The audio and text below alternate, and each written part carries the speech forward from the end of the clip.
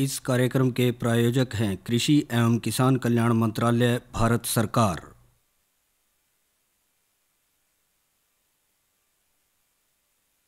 हर जोखिम से निकल कर फसल आए, सुरक्षित हो जाए। फसल बीमा से हर किसान अब आत्मनिर्भर हो जाए। संकट के समय प्रधानमंत्री फसल बीमा योजना किसानों के लिए वरदान है। अब सूखा पड़े या बाढ़ आ जाए, कोई डर नहीं। अब ओले पड़े या कीट पतंगे फसल खा जाए, कोई फिक्र नहीं, क्योंकि हमने लिया है प्रधानमंत्री फसल बीमा। बुआई से फसल कटाई तक हर जोखिम का दावा, न्यूनतम प्रीमियम पर अधिकतम भुगतान का वादा। योजना से हर साल जुड़ रहे हैं 5 करोड़ से ज्यादा किसान। अब आपकी है बारी। नजदीकी कृषि कार्यालय, सहकारी समिति, बैंक शाखा, अधिकृत बीमा कंपनी या जन सेवा केंद्र में स्वेच्छा से करा सकते हैं पंजीकरण। फसल बीमा पोर्टल या फसल बीमा ऐप द्वारा भी कराया जा सकता है पंजीकरण। प्रधानमंत्री फसल बीमा योजना, आपकी फसलों का संपूर्ण सुरक्षा कवच। कृषि एवं किसान कल्याण मंत्रालय, भारत सरकार। किसान वाणी कार्यक्रम सुनने वाले सारे बहन भाइयों ने वीरेंद्र भाई की राम राम। किसान भाइयों, आज हम अपने कार्यक्रम की शुरुआत करेंगे आज के कृषि प्रश्न से, यानी कि हम कृषि में कार्यक्रम जो हैं उसमें जो है हमारे किसान भाई बहनों की जो है सहभागिता भी चाहेंगे, और वो होगा आज के कृषि प्रश्न के ज़रिए जो हम आपसे पूछेंगे, और किसान भाई जो हैं उसका SMS के माध्यम से या व्हाट्सएप करके हमने जो है उसका उत्तर भेज सके हैं। इसके साथ साथ करेंगे कृषि सुविधा ऐप के ऊपर चर्चा, और खेतीबाड़ी से लगते दूसरे समसामयिक विषयों पर करेंगे जानकारी देंगे, और करेंगे चर्चा और करेंगे मनोरंजन। पर इस सबसे पहला आओ पूछें आज का कृषि प्रश्न, और जिसका उत्तर जो है हमने किसान भाई इस नंबर पर दे सके हैं। किसान भाई नंबर नोट कर लें, 94 160 21 336 9416021336 पे जो है हमने व्हाट्सएप कर सके हैं। और आज का कृषि प्रश्न है कि नैपसेक कृषि यंत्र कृषि में किस काम आता है।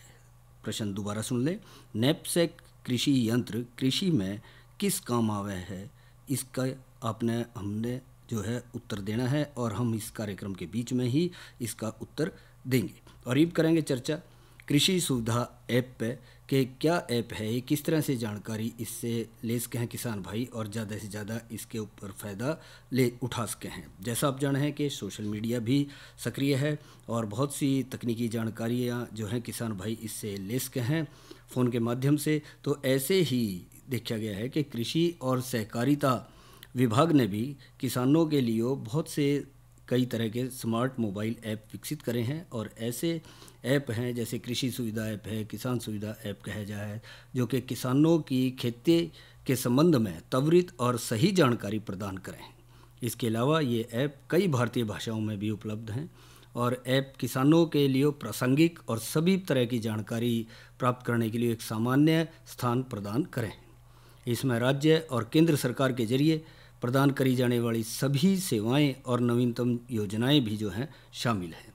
अब देखें जो इनकी जो है क्या क्या खासियतें हैं या फिर विशेषताएं हैं, तो इसमें देखा जाए कि मौसम के बारे में जानकारी मिल सके है, यानी कि दिन के मौसम का पूर्वानुमान प्राप्त करने के लिए मौसम बटन पर क्लिक करें। साथ ही अगले 5 दिनों तक किसान भाइयों को जो है उनके ज़िले की रिपोर्ट मिलेगी। इसके अलावा वे खेती के ज़रूरी काम और क्या कुछ कर सके हैं मौसम के अनुसार, या मौसम रिपोर्ट में जलवायु की अनिश्चितता और जो बरसात की घटना शामिल होगी उस पर भी जानकारी मिल सकेगी। और साथ ही ऐप ज़िले में जो चरम अलर्ट के बारे में किसानों को सूचित करेगा कि मौसम कैसा चल रहा है, उसके अनुसार आप किस तरह से काम कर सके हैं खेती संबंधित जो कार्य करने हैं। इसके अलावा इसमें डीलर टैब के तहत देखेंगे कि किसानों को डीलरों के बारे में सारी जानकारी दी जाएगी कि डीलर अपने बीज, कृषि मशीनरी, कीटनाशकों और उर्वरकों का व्यापार करेंगे। किसान सभी जानकारी प्राप्त करने के लिए सीधे डीलर से कॉल कर सकेंगे। इसके साथ साथ बाज़ार मूल्य पर भी जानकारी इसमें मिल जाए, जैसे ऐप पे तीसरे विकल्प में बाज़ार मूल्य शामिल है। यहाँ किसानों को विभिन्न मंडियों में फसल दरों से संबंधित सभी जानकारी मिला है, और ये ऐप किसानों को उनकी फसलों के लिए एक लाभदायक समाधान प्राप्त करने में मदद करेगा।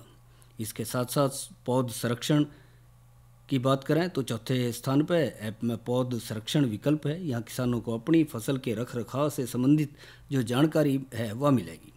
फसल में चावल, सरसों, सोयाबीन, गेहूं वगैरह शामिल हैं। ऐप किसानों को बीमारियों से बचाने की जो जानकारी है उससे संबंधित जानकारी इसमें देगा, और फ़ोटो भी अपलोड कर सके हैं। जो किसान अच्छी तरह से नहीं बढ़ रहा है तो उसमें देख सकें, किसान अपनी फसल की फ़ोटो अपलोड कर सकें। कृषि वैज्ञानिक ऐप पर वीडियो देखेंगे और इसके लिए जो है किसान को उचित सलाह देंगी।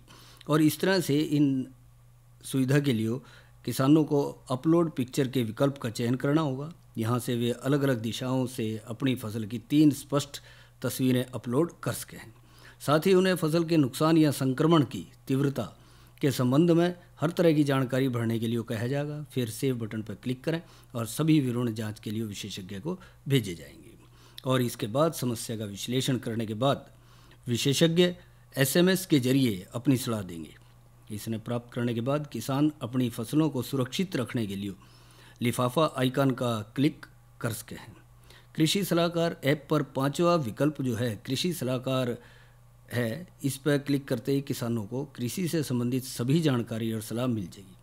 सलाह में किस फसलों की कटाई के लिए, बीज बोने के लिए सावधानियां शामिल होंगी, और KCC से संपर्क करें, यानी किसान कॉल सेंटर से भी संपर्क कर सकें। विकल्प में किसानों को, सलाहकारों को सीधे बात करने में मदद करेगा, क्योंकि कई किसानों को वेबसाइट पर उपलब्ध टोल फ्री नंबर की जानकारी नहीं होती। इस तरह से इस ऐप पर उसकी समस्याओं से संबंधित सभी सलाह प्राप्त करने के लिए एक विकल्प बनाया गया है। और इस तरह से कई बार देखा जा है, जो कहते हैं कि किसान कॉल सेंटर का टोल फ्री नंबर है उस पर मिला है, तो मृदा स्वास्थ्य कार्ड जो है इसमें अगला विकल्प मिल जाए कि मृदा स्वास्थ्य कार्ड है, जो विशेष खेत या मिट्टी में उपलब्ध खनिजों के संबंध में हर तरह की जानकारी देगा, और किसानों को कीटनाशकों और उर्वरकों के सही उपयोग के बारे में भी बताया जाएगा। या फिर कोल्ड स्टोरेज, गोदाम, यहाँ किसानों को अपने अपने ज़िलों में उपलब्ध कोल्ड स्टोरेज और गोदाम की सारी जानकारियाँ मिल जाएंगी। इसमें प्रबंधक का नाम, पता, स्टोर की क्षमता, फ़ोन नंबर वगैरह शामिल हो सके हैं। इस तरह से कई चीज़ें देखेंगे कि किसान भाइयों को जो नए ऐप आ रहे हैं उनके ज़रिए मिल जाए, और किसानों के लिए सरल, उपयोगकर्ता के अनुकूल सुविधाओं के साथ जो है इनको डिज़ाइन किया गया है। और एंड्रॉयड या iOS स्टोर के माध्यम से करी गई है ऐप की स्थापना, और इंस्टॉलेशन के बाद आप मनचाही भाषा चुनकर अपना रजिस्ट्रेशन कर सके हैं। मोबाइल नंबर, राज्य, जिला, ब्लॉक शामिल होगा, और भरने के बाद रजिस्ट्रेशन पर क्लिक कर सके हैं। इसके अलावा ऐप आपको अपना स्थान और कैमरा खोलने के लिए कहे, ताकि यह स्थान के आधार पर आपको जानकारी दे सके।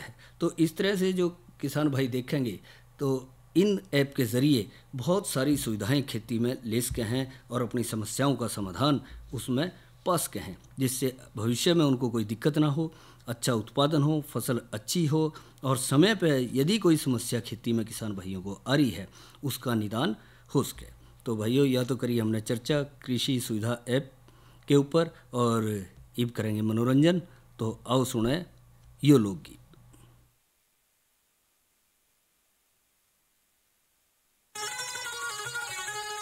उसकी करनी उसके आगे, जिक्र करा न करते, मरती बरिया दुश्मन के सरे, दोष धैर्या न करते। उसकी करनी उसके आगे, जिक्र करा न करते, मरती बरिया दुश्मन के सरे, दोष धैर्या न करते।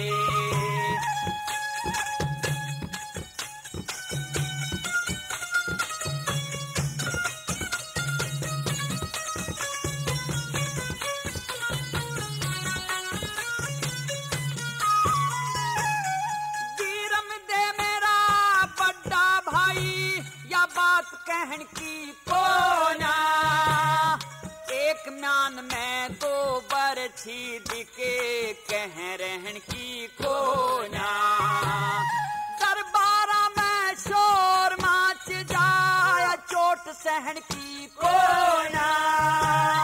जम्मल भी मेरे भाई का बेटा, खोट कहन की कोना। जम्मल भी मेरे भाई का बेटा, खोट कहन की कोना। आवे धन न्यूहे चाल्या जा, न्यू आवे धन न्यूहे चाल्या जा। गैल मरिया न करते मरती बरिया दुश्मन के सरे, दोष धैर्या न करे थे। उसकी करनी उसके आगे जिक्र करया न करते मरती बरिया दुश्मन के सरे, दोष धैर्या न करे थे।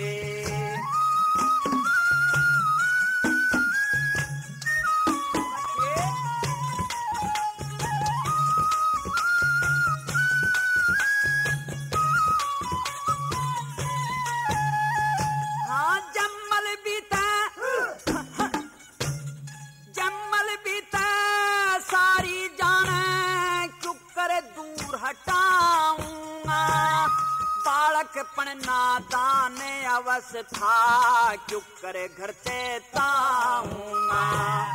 10 मानस का छे हो जावे क्यों कर जीव हलाऊंगा। बेशर्मी ते दरबारा में क्यों करे आंख मिलाऊंगा। बेशर्मी ते दरबारा में क्यों करे आंख मिलाऊंगा। बब्बर शेर भी भूखा मर जा, बब्बर शेर भी भूखा मर जा। पर डाब चर्या न करते मरती बरिया दुश्मन के सरे, दोष धैर्या न करे थे। उसकी करनी उसके आगे जिक्र करया न करते मरती बरिया दुश्मन के सरे, दोष धैर्या न करे थे।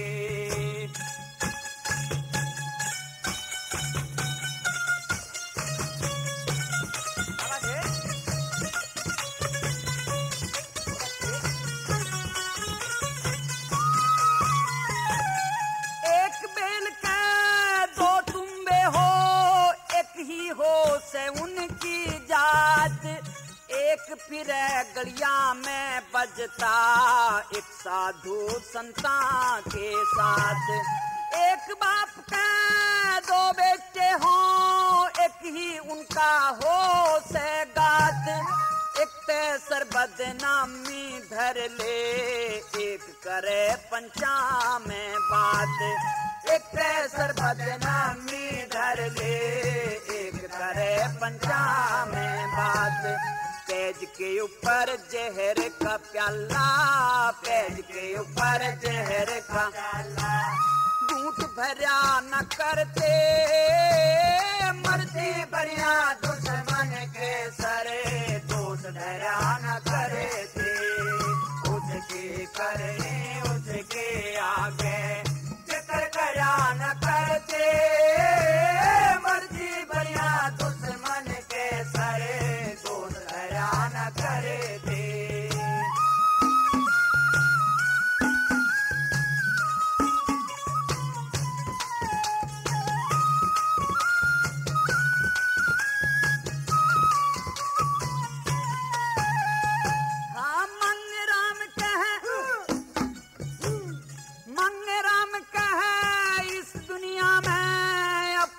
प्यारा घर लागे न्यू ने बिकुआ सब तरिया ते मरे लागे। बद से तो बदनाम बुरा मन बदनामी ते डरे लागे। तमने इसी कसूती बात कही मेरा धरती के मसरे लागे। इसी कसूती बात कही मेरा धरती के मसरे लागे। भाई गला बैर करे वो, भाई गला बैर करे वो। कदे तिरिया न करते मरती बरिया दुश्मन के सारे, दोष धैर्या न करे थे। उसके करने उसके आगे जिक्र करया न करते मरती बरिया दुश्मन के सारे, दोष धैर्या न करे थे।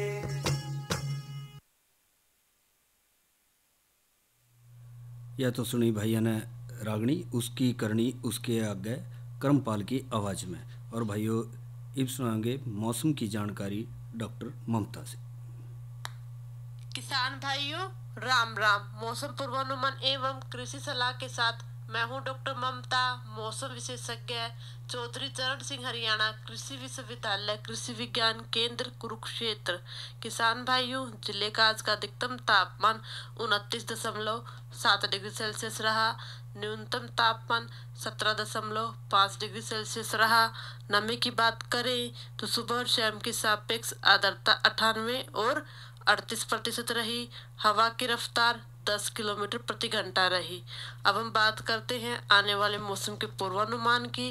किसान भाइयों, 16 मार्च तक मौसम आमतौर पर खुश्क रहने का पूर्वानुमान लगाया जा रहा है। इस दौरान तापमान में हल्की वृद्धि होने का पूर्वानुमान लगाया जा रहा है। तापमान में वृद्धि 2 से 3 डिग्री सेल्सियस तक की हो सकती है। अब हम बात करते हैं मौसम पूर्वानुमान आधारित कृषि सलाह की। किसान भाइयों, आप फसलों में तापमान के प्रभाव को कम करने के लिए आवश्यकता अनुसार हल्की सिंचाई कर सकते हैं। ध्यान रहे सिंचाई सुबह और शाम के समय करें। साथ ही किसान भाई, आप इस समय मूंग की फसल की बुआई कर सकते हैं। धन्यवाद। या तो सुनी भैया ने जानकारी मौसम के बारे में डॉक्टर ममता से। और भाइयों अब करेंगे चर्चा कल के कृषि कार्यक्रम पर। तो कल ने जैसा आप जाना है कि दिन है मंगलवार, और इस दिन हमारा कार्यक्रम रहा फ़ोन इन, यानी फ़ोन के माध्यम से किसान भाई स्टूडियो में उपस्थित जो विशेषज्ञ हैं उनसे संपर्क करके अपनी समस्याएं और सुझाव साझा कर सके हैं। तो कल के हमारे फ़ोन इन का विषय रहेगा सब रोजगार के लिए मधुमक्खी पालन, और विशेषज्ञ होंगे डॉक्टर CJ जुनेजा। और भाइयों अब करेंगे चर्चा प्राकृतिक खेती के अंतर्गत जीवामृत या तरल जैविक खाद, इस विषय पे। तो जहाँ तक प्राकृतिक खेती का सवाल है तो बहुत बढ़िया है, समय के साथ साथ इसकी ज़रूरत महसूस दे रही है। और इसके अंतर्गत जो कई बार भाइयों के मन में ये बात आ जाए कि क्या प्राकृतिक तरीके भी पूरी तरह से जिस तरह पहले हम इस्तेमाल कर रहे थे उस तरह से प्रभावी हैं या नहीं है, या फिर रासायनिक तरीके जो हैं ज़्यादा प्रभावी है। तो भाइयों ऐसा नहीं है। समय के साथ साथ दोबारा देखा जा रहा है कि जो हमारे प्राकृतिक तौर तरीके हैं वो भी पूरी तरह से प्रभावी माने जाएं। तो इसमें ही जीवामृत या तरल जैविक खाद जो कहते हैं एक प्रकार के जीवाणु खाद हैं, जिसके इस्तेमाल से मिट्टी में सहायक और मित्र जीवाणु की जो है वृद्धि हो जाए। इस खाद से उपस्थित मित्र जीवाणु ने मुख्य पोषक तत्व नाइट्रोजन युक्त खाद बनाने में फास्फोरस पोटाश के उपलब्ध होने में मदद करें हैं। इसके अलावा इसमें सूक्ष्म तत्व भी पाया जा है। ये बात आवे कि यह किस तरह से तैयार कर सकें हैं। तो जहाँ तक इसके तैयार करने का सवाल है तो इसमें जो ज़रूरी चीज़ें चाहिएंगी वो रहेगा 20 लीटर पानी, 1 किलो देसी गाय का गोबर, 1 लीटर देसी गाय का मूत्र, 100 ग्राम गुड़, 100 ग्राम बेसन और 1 मुट्ठी मिट्टी, उपजाऊ मिट्टी होनी चाहिए खेत की जो इसके अंदर डाल सके हैं। और बनाने के लिए एक बर्तन में 20 लीटर पानी लेना है, 1 किलो देसी गाय का गोबर और 1 लीटर गौमूत्र को जो है इस पानी में मिला दें। गुड़, बेसन और 1 मुट्ठी जो उपजाऊ मिट्टी है उसको जो है इस गौमूत्र के घोल में मिला दें अच्छे से। इस घोल को अच्छे से मिला कर 48 से 72 घंटे के लिए जो है वो रख दें छाया में। जो प्रक्रिया है वो इसमें शुरू हो जाएगी और दिन में 2 बार सुबह और शाम में इस घोल को 12-12 चक्कर जो है लकड़ी के डंडे से घुमा दें, हिलाना है। और 48 से 75 घंटे के अंदर आपका जीवामृत तैयार हो जाएगा जो कि आप खेत के अंदर इस्तेमाल कर सके हैं। और इस तरह से जो जीवामृत है देखा गया है तो उसको किसान भाई अपने खेतों में इस्तेमाल कर सके हैं जहाँ जहाँ उनको इसकी आवश्यकता पड़े है। और आमतौर पर यह भी देखा गया कि देसी गाय का मूत्र और गोबर के इस्तेमाल का भी सुझाव कई जगह दिया जा है, पर देसी गाय का मूत्र और गोबर के साथ 50% तक भैंस या बैल के मूत्र का भी इस्तेमाल कर सके हैं जो वो कम है। और इन सब पदार्थों को अच्छी तरह से मिला कर बोरी से ढक के इस मिश्रण को जो है समय समय पर इस्तेमाल कर सके हैं। और इस तरह से देखें आमतौर पर जो जीवामृत है वो 3 से 7 दिन में प्रयोग करने के लायक हो जाए। और प्रति किले के हिसाब की जो फसल है उसके लिए 200 लीटर जीवामृत की ज़रूरत पड़े। 15 दिन के अंतराल पर इस्तेमाल कर सके हैं। फसल की वृद्धि के समय, फूल और फल लगने के समय 250 ग्राम प्रति पौधा इसको इस्तेमाल किया जा सके है। जीवामृत को किसी भी फसल में सिंचाई के साथ या सीधा खड़ी जो फसल है उसमें भी इसको दे सके हैं। बस ये है कि जब छिड़काव करना है तो इसको जो है थोड़ा सा छानना पड़ेगा, कपड़े में जो बारीक कपड़ा है उसमें से छान लें, जिससे कि स्प्रे पंप जो है, जो हमारा छिड़काव यंत्र है, वो सही तरीके से काम कर सके और उसमें किसी तरह की रुकावट उसके अंदर ना होवे, तो उसके अनुसार इसको छिड़काव भी कर सके हैं। और ये 2 से 3 स्प्रे तक इसकी कर सकें हर 15 दिन के अंतराल पे। या फिर दूसरा एक और है, एक प्रति किले के हिसाब से जब पानी लगाने लग रहे हैं तो पानी के साथ भी उसमें लगा सके हैं। और जो ड्रम है वो पानी के ऊपर रख दें, खड़ के ऊपर, और वहाँ से उसमें से धार उसके बीच में रख दें, जो धीरे धीरे वो उसमें जाएगा। शुरू में 1-2 बार आप इसको करें और धीरे धीरे बाद में इसका इस्तेमाल कम करने की ज़रूरत पड़ेगी, क्योंकि खेत के अंदर इसकी तासीर बढ़ जाएगी और इसका असर पड़ जाएगा। और थोड़ा बहुत जो पत्तों पे पड़ भी गया तो उसका इतना कोई ख़ास नुकसान या असर उसका फसल के पत्तों पे दिखाई नहीं देता है, क्योंकि जब हम छिड़काव कर रहे हैं तो वो भी इस्तेमाल कर रहे हैं तो उसके अंदर आ जाए। तो समय के अनुसार, फसल के अनुसार, ज़रूरत के अनुसार हम इसको जो है उसके अंदर इस्तेमाल कर सके हैं। और मिट्टी की पानी सोखने की क्षमता भी या ताकत भी इससे बढ़ेगी जो हम इसको खेत के अंदर इस्तेमाल कर रहे हैं। तो इसका काफ़ी प्रभावी रूप देखा गया है जो हम उसके अंदर इसको इस्तेमाल करेंगे खेत के अंदर कि कहाँ कहाँ पे इसको इस्तेमाल कर रहे हैं। तो उसके साथ जब देखेंगे तो उसका प्रभाव इसके ऊपर देखा जाएगा। तो जहाँ तक बात आ जा है कि किस जगह से कहाँ पे वो देखना है और किस तरह से काम करना है, जिसके अंतर्गत जीवामृत या तरल जैविक खाद को इस्तेमाल करना है, तो समय समय पे हमने इसको जब इस्तेमाल करना है तो उसको ध्यान से करें। यूँ ना हो कि भाई जल्दबाजी में करें, थोड़ा संभल के समय के अनुसार देख के उसका इस्तेमाल किया जाए, तभी जो है ये ज़्यादा प्रभावी उसके अंतर्गत देखा जाएगा। और इसके साथ साथ देखा जा है कि आज के जो हमारा कृषि प्रश्न था इस समय है उसके उत्तर का, और वो जो समय है बहुत ज़रूरी है क्योंकि भाई इंतज़ार कर रहे होंगे। आज का हमारा प्रश्न था नैपसेक कृषि यंत्र कृषि में किस काम आवे है। तो इसके जहाँ तक उत्तर की बात है, इसका सही उत्तर है कीटनाशक दवाइयों के छिड़काव के लिए जो है इसको इस्तेमाल किया जाए, जो नैपसेक कृषि यंत्र है। और आज का जो हमने प्रतीक्षा थी कि उत्तर मिलेगा, शायद व्यस्तता के कारण हमें इसका सही उत्तर नहीं मिल पाया। तो फिर भी किसान भाइयों की जानकारी के लिए कि जो नैपसेक कृषि यंत्र हैं वो छिड़काव के जो काम हैं तो कीटनाशकों के या फिर कई बार यूरिया का घोल या जिंक का घोल, कई जो रसायन है उनके घोलों का भी छिड़काव फसलों के ऊपर किया जा सके है, तो उसमें इस्तेमाल किया जाए। अब बात आवा है नई फसल नई उमंग के तहत प्याज और लहसुन फसल की देखभाल में। तो प्याज और लहसुन फसल जो है अपनी बढ़वार की अवस्था में है, खास करके लहसुन फसल तो जो है उसमें गांठें नीचे बढ़नी शुरू हो रही हैं, और प्याज जो है किसान भाइयों ने पिछले दिनों लगाई तो वो अपनी बढ़वार की अवस्था में चल रही है। तो समय के अनुसार हल्की हल्की सिंचाई करें, ज़्यादा भारी सिंचाई इन दिनों में ना करें, पर समय के अनुसार हल्की हल्की सी नमी उसमें रखें। जो खास करके जिस तरह प्याज की फसल है अपनी बढ़वार की अवस्था में है, और न्यू कह लें कि लहसुन की फसल जो है अब धीरे धीरे तैयार होने की तरफ भी जान लग रही होगी, और उसके अंदर जो कलियां हैं वे बढ़नी शुरू हो जाएं, गांठे जो हैं नीचे बैठनी शुरू हो जाए। जो ज़्यादा पानी उसके अंदर रखेंगे तो फिर उसके अंदर नमी ज़्यादा होने के कारण उनके गलने की भी संभावना ज़्यादा हो जाए, इसलिए हल्का हल्का पानी जो है उसके अंदर ज़रूर दें। और जो खास करके प्याज की फसल में खरपतवार तेज़ी से बढ़ रहे हैं तो उनकी रोकथाम जरूरी है। तो समय के अनुसार देख कर उसमें हल्की खुरपी के साथ जो है निड़ाई गुड़ाई कर सके हैं, जिससे कि उसके अंदर जो मौसमी खरपतवार हैं वो बढ़वार करेंगे। जैसे जैसे हम उसके अंदर सिंचाई देंगे नमी बढ़ेगी, क्योंकि तापमान भी अब बढ़ने लग रहा है, तो इसलिए हमने उन खरपतवारों को रोकना है। हाँ, लहसुन की फसल तो बड़ी हो रही है तो उसने खरपतवार दाब लिए होंगे, फिर भी कहीं जो ऐसा दिखाई दे रहा है ज़्यादा खरपतवार दिख रहे हैं तो एक हल्की निड़ाई गुड़ाई हो सका है, पर उसमें संभावना कम है बजाय के प्याज की। प्याज में खरपतवारों की रोकथाम इन दिनों करना बहुत ज़्यादा ज़रूरी है। और इसके साथ साथ कई बार ये देखा गया है कि प्याज और लहसुन की फसल में थ्रिप्स यानी कि जिसने चुरड़ा भी कहते हैं, एक छोटा सा पीले भूरे रंग का बेलनाकार रस चूसक कीट है।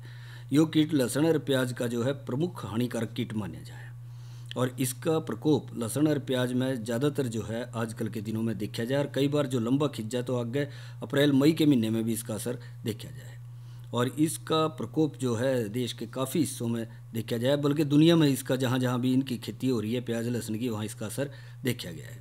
और प्याज लहसुन के अलावा ये कीट कपास, फूल गोभी, बंद गोभी, आलू, टमाटर वगैरह को भी नुकसान पहुँचाते हैं। और चौड़ी पत्ती वाली फसलों के पत्तों की निचली सतह पर ये कीट अपना निर्वाह की जगह बना ले है, वहाँ से उनको खाता रहे और ये आगे बढ़ता रहे।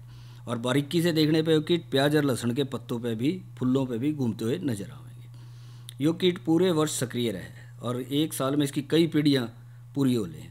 ज़्यादा गर्मी, सूखा इस कीड़े की बढ़वार के लिए जो है अनुकूल है और इस तरह से नवंबर से लेकर मई तक इसका प्रजनन चला है और मई से सितंबर तक ये कीड़ा जो है कपास या दूसरी फसलों पर चला जाएगा और अगले अक्टूबर में फूल गोभी, बंद गोभी पर चलेगा फिर और वयस्क मादा 2 से 4 सप्ताह तक इसके जीवित रहें। तो इस तरह से इसका असर देखा गया है जो अलग अलग रूप में मिला है।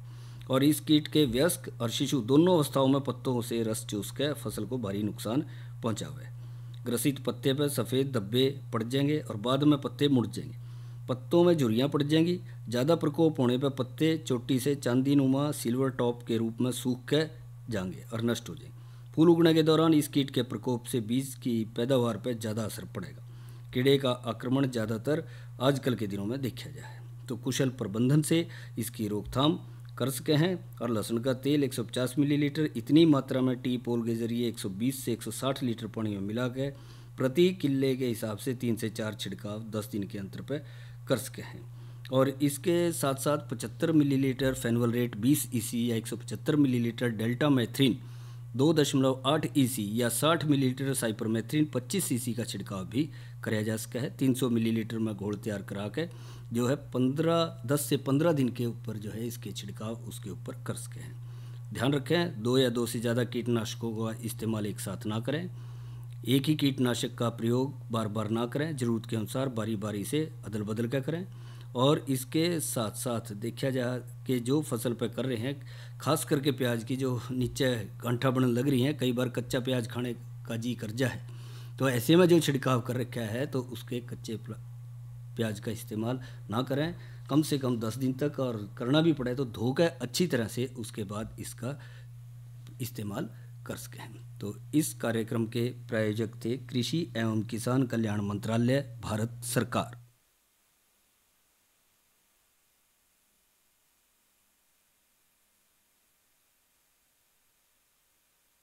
अरे अरे अरे क्या कर रहा है? इधर इधर इधर, हम बोल रहे हैं तेरे बीजू का। पुतला बोल रहा है? हाँ, पक्षियों से तो हम खेत को बचा लेते हैं, पर इन घातक रसायनों से कैसे बचाएं? मतलब? देख बेटा, तू जो ये अंधाधुंध रसायन मिलाता है ना, मिट्टी की सेहत बिगड़ने लगी है और जब माटी ही कमजोर पड़ जाएगी तो उपज कैसे सेहतमंद होगी? अरे पहले ऐसा नहीं था, पूछना अपने बड़े बुजुर्गों से, कैसे फसल लहलहाती थी, शुद्धता झलकती थी। हाँ, माटी भी तंदुरुस्त और लोग भी। अरे पहली वाली बात कहाँ? पर अब तो सब यही डाले हैं। सब नहीं, आज भी लाखों जागरूक किसान परंपरागत विधि से फसल उगा रहे हैं, खर्चा कम और उपज की कीमत भी बेहतर पा रहे हैं। सच है? रे बेटे, एक्सपीरियंस से बता रहे हैं, धूप में बाल सफेद नहीं किए हैं। हाँ। ठीक है भाई, मैं भी आज से जैविक खेती शुरू करूंगा। माटी से प्रेम की परंपरा है, परंपरागत खेती। इसी के साथ हमारे आज के किसान वाणी कार्यक्रम का समय समाप्त है। तो वीरेंद्र भाई ने इजाज़त दो। अच्छा भाइयों, राम राम।